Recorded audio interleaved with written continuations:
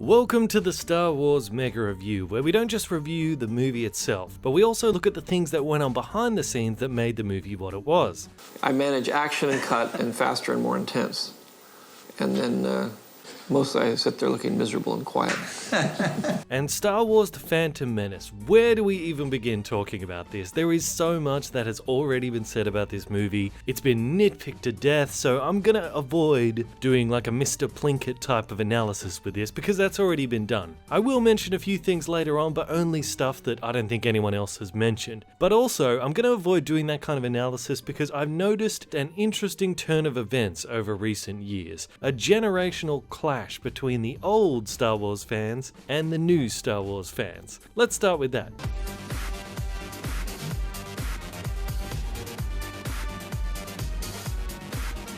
When Phantom Menace was released, the fanbase was overwhelmingly made up of fans of the original trilogy because there was nothing else, that's all there was. Steve, we're here outside Banff's Chinese Theater and people are revved up. What are you gonna do if the movie really sucks? Probably see it again. I can't see any way that it could suck. There's just no way the movie could suck. Don't see that. There is no way it's going to suck. Well, it could suck. It could not suck. It could suck. How could it suck? And it was those fans who, on the whole, rejected the prequels because they felt that it was an insult to the originals. The hair stands up on your neck as soon as you see a long time ago in a galaxy far, far away. As soon as it comes up on the screen. The opening scroll and everyone's freaking out. Then the movie starts. Already I knew, it's like just the language of the crawl was wrong. And I just remember, thinking, oh my God, is it really this, is it actually this bad? It just felt like being slapped in the face with a wet fish. And I have to tell you, new school fans out there, a lot of you guys don't quite understand. That was a really tough time to be a Star Wars fan. Because this great, all-knowing, wise creator of the Star Wars universe, George Lucas, who we all put on such a high pedestal for such a long time, just came crashing down spectacularly right before our eyes. When the Phantom Menace came out, that's when I noticed a real shift in fans from being like fans and they really admired George Lucas to taking it so personally that George Lucas actually wrote a movie to piss them off. I know it sounds ridiculous, but for a lot of the old school Star Wars fans, that was kind of like learning that your religion is a lie. Or the guy that you thought was your father, not only is not your actual father, but turns out he doesn't even like you. And really, when you look at how the old school Star Wars fans reacted to the Phantom Menace and the prequels as a whole over time, it pretty much does follow the pattern of the 5 stages of grief. First there's denial. I mean, I even remember interviews on the local news, and they're all saying, yeah, but we're going back again tomorrow. There was still a hope, and I don't think it really sunk in for everybody until they saw it that second time, because everybody saw it a second time. We all saw it again. Then anger. How's it feel, Jar Jar? Jar Jar Binks. You want to dance now? Jar Jar Binks. Then bargaining. Maybe it was something different. Maybe we didn't see that. Maybe this is a Star Wars film that we need to watch again. Then depression. That was the first time in my life that a movie has ever properly disappointed me and gutted me to the point where I had to lie about my feelings to save face. And finally, acceptance. And that's where I think most of the old school fans now find ourselves. I'm not angry at the prequels anymore. I'm not angry at the Phantom Menace anymore. And most of us had dealt with our feelings by the time The Force Awakens came out. And we were really ready to move on. But there was also a lot of people where The Phantom Menace was their first ever exposure to Star Wars. These are the new school fans. So they didn't have the preconception coming from the originals to compare it to that all of us older generation have. And being a younger audience, they were a lot more forgiving of some of the dumber moments, as we all did as kids. You weren't there at the beginning. You don't know how good it was, how important. This is it for you, this jumped up firework display of a toy advert. People like you make me sick. What's wrong with you? My friend who has a 7-year-old son, he loves Star Wars, but to him, It's all Star Wars, you know? Episodes 1 through 6, plus the Clone Wars, plus the video games. And I've noticed a turning of the tide online as these new school fans who were very young when they first saw the prequels have now grown up a bit and have made their presence online felt. It used to be that online, if you bag out the prequels, you're usually agreed with in the comment section, because it was mostly the old school fans. But now, bagging out the prequels will get you a considerable amount of pushback from the comment section. And I have to say that when I decided to show my nephew Star Wars for the first time, he was a little bit too young first time I tried to show him the originals, like the Emperor and all the aliens and stuff. It was a little bit much for him. But the Phantom Menace, he really enjoyed. So since then, as an old school fan, I can kind of now appreciate the prequels sort of from a different angle that I previously couldn't. I mean, if it helps to get a new generation into Star Wars, and can be sort of the entry point for them to enjoy the more adult movies later on, then perhaps it's a necessary evil. And it's been real interesting to see how both generations of fans have responded to The Force Awakens and how The Force Awakens did manage to sort of balance the scale between the two. But that's a mega review for another day.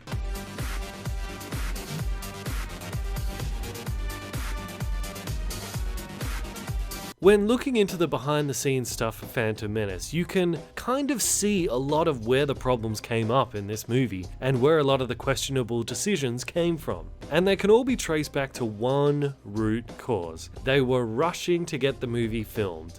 And after this meeting, I'll finish writing the script. The script seemed to be in a constant state of rewrite. Certain scenes were just slapped together only a night before the filming. In fact, the only thing that they seemed to have planned ahead for was the designs. Because you design a huge world and then you just use a small part of it.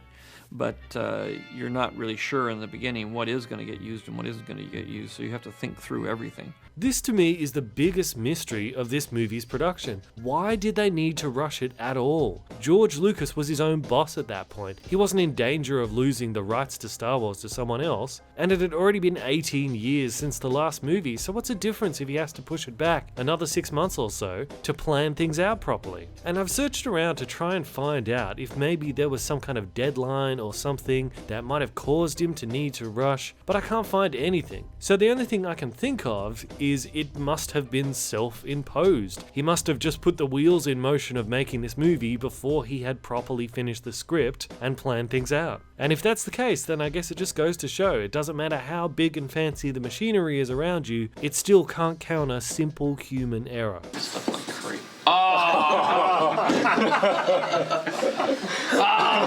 was feeling so good about my ability to do that, and I screwed it up.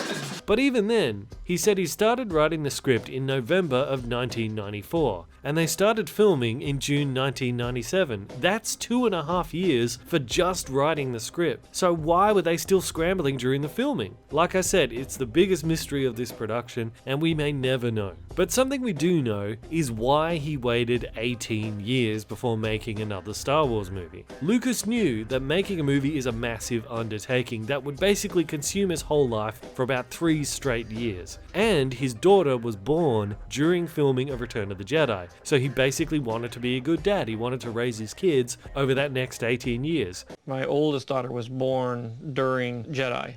Since then, I slowed down quite a bit, and I focused more on my family. This is going to be the first time I go back and try to do a movie of this scale with this much intensity. And he noticed from the expanded universe, in particular the Timothy Zahn novels and the Dark Horse comics, that interest in Star Wars was just as alive as it ever had been. And he felt that movie technology was now at a level that could make some of his grander ideas more possible. And in November of 2015, Ron Howard confirmed that he, Robert Zemeckis, and Steven Spielberg were all approached by Lucas to direct The Phantom Menace. But since they all found various ways to not do it, George Lucas had to climb back in the director's chair himself. George Lucas didn't actually want to direct these prequels, perhaps because he recognized that he needed the help creatively, or perhaps because, by his own admission, he's not an actor's director.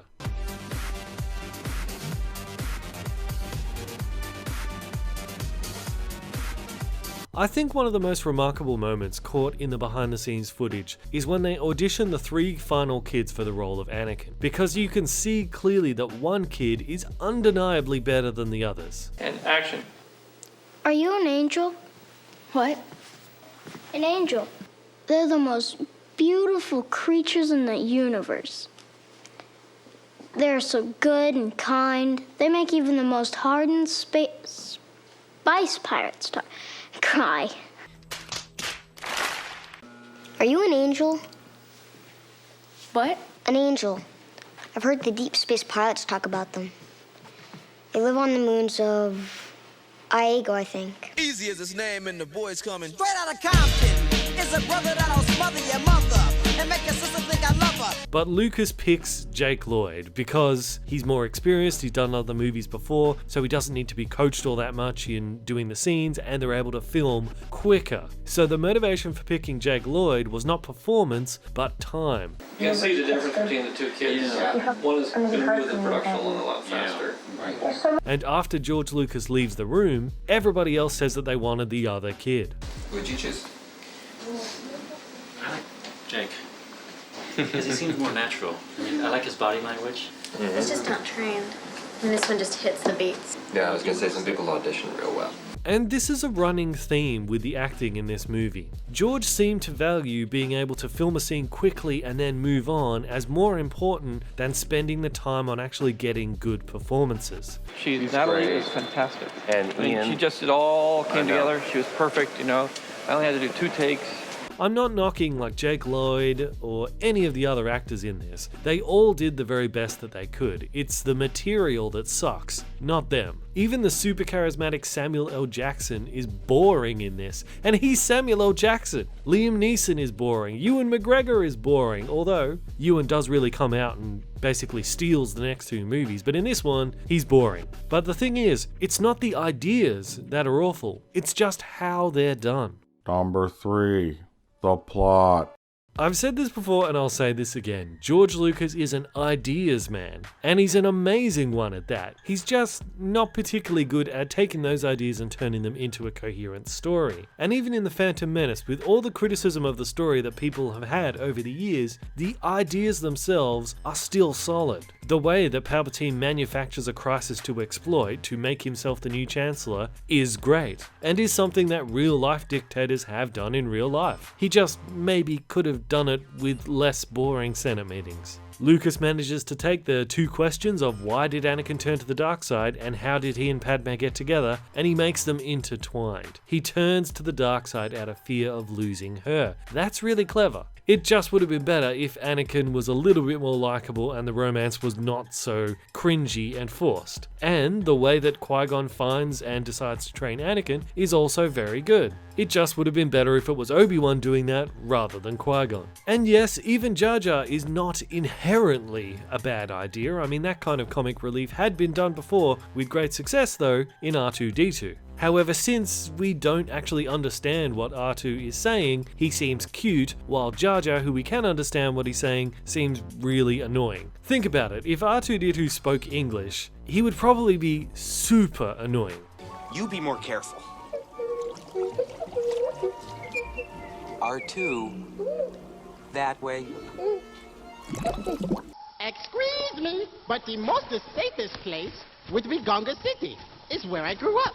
'Tis a hidden city. But if Jar Jar was like a bumbling robot who spoke only through beeps, he might even be kinda charming. The pod race, a really great idea, very Star Warsy, and is a good way to like sell toys and video games, if only we actually cared about why it was happening. And that's the thing, most of these issues with the plot can be easily fixed if Lucas would have maybe just hired a good screenwriter to adapt his script, kinda like what he did with the originals, where he just sort of came up with the basic outline and a lot of the ideas, and the screenwriters turned them into the actual stories that they were. Like with the pod race, the importance of Anakin winning is due to this really convoluted bet between Watto and Qui-Gon that they're doing to get the part that will fix the ship so they can get back to Coruscant and tell the Senate about what's happening on Naboo, which is a totally different planet to this. It's really hard to get kind of invested in that cause. And yes, Qui-Gon does also throw in Anakin's freedom into the bet, but Anakin doesn't even know that he's racing for his freedom until after the race is already won, so who cares? If they had tweaked it so that, say, instead of Anakin's mum being a slave to Watto, maybe she was a slave to Jabba the Hutt, and if Anakin doesn't win, Jabba's gonna feed his mother to the Rancor, well now I'm invested in seeing Anakin winning. I want to see him win so that he can save his mum's life. Now the pod race is emotionally engaging. See what I mean, right? Like the same idea of the pod race, but done in a slightly different way, makes all the difference. There's also quite a few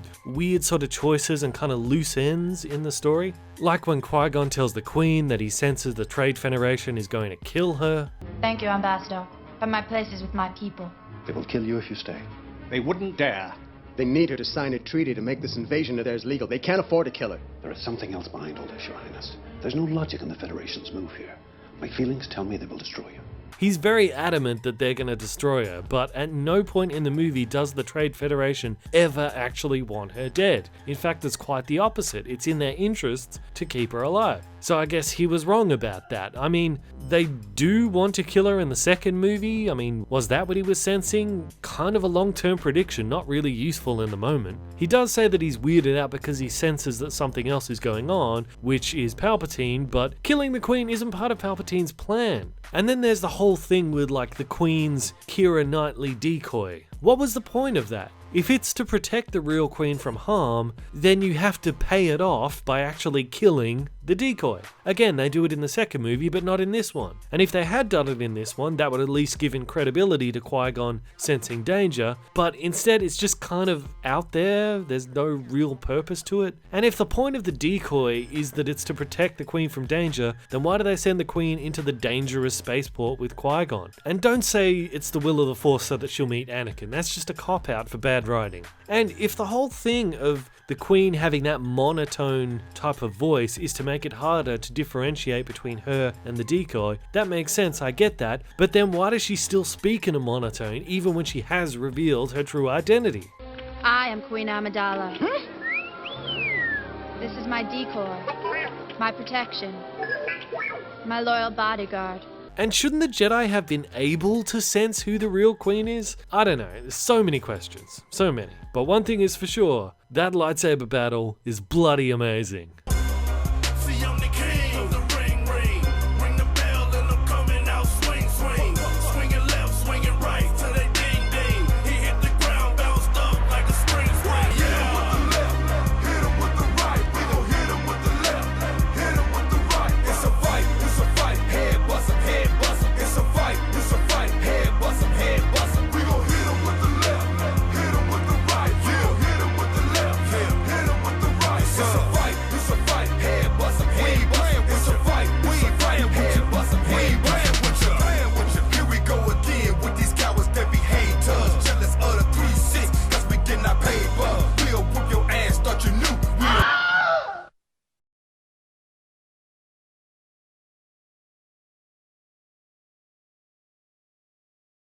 Phantom Menace also kind of has the illustrious title of being the last Lucas-made Star Wars movie to actually appear in cinemas. Because you remember, back in September of 2010, they did release The Phantom Menace in 3D converted mode, and that was going to be the first of them converting all of the movies into 3D and re-releasing a new one once a year for the next 6 years until you got all the movies in 3D. But of course that didn't happen because we ended up getting Force Awakens instead. Now whether the whole 3D release of all the prequels and the originals and everything got scrapped because of that deal made with Disney to give us Force Awakens, or if the deal with Disney happened because George Lucas saw from the re-release of the 3D Phantom Menace that it was totally impossible for him to just milk any more money out of this, so the only way he could really make any more money out of this would be to sell it. Which is it? Yeah, I'll leave that up to you. So thanks for watching this mega review of The Phantom Menace. Tune in next week, same time next week, to check out Attack of the Clones.